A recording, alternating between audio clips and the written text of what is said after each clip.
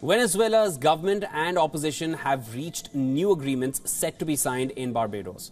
After nearly a year-long suspension, Venezuela's government and opposition say they will restart talks seeking to end the country's political and economic crisis. Now, Venezuela's president on his weekly TV show said that a new round of dialogue with opposition leaders has led them to the doorstep of beneficial agreements for the country.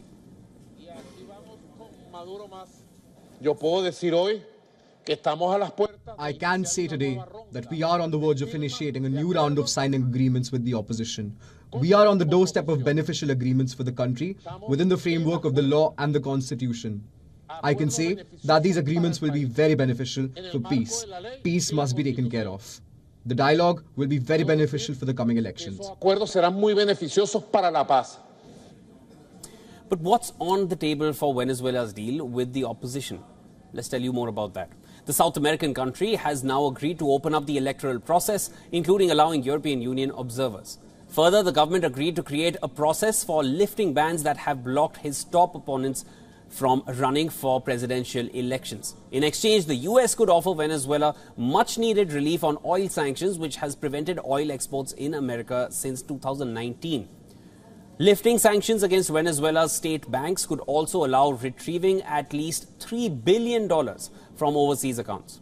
And since the agreement is still underway, the Venezuelan president criticized the details of the deal appearing on news outlets and blamed the US for leaking information through back channels to manipulate. Those who put out these false leaks and set up a whole international apparatus through national and international media, networks still lie, are stabbing in the back the negotiations, talks, agreements that have already been signed. We, with ethics, with honor, we have respected this entire process. They live by leaking information through back channels to manipulate, to lie. Con ética, con honor, hemos respetado todo el proceso.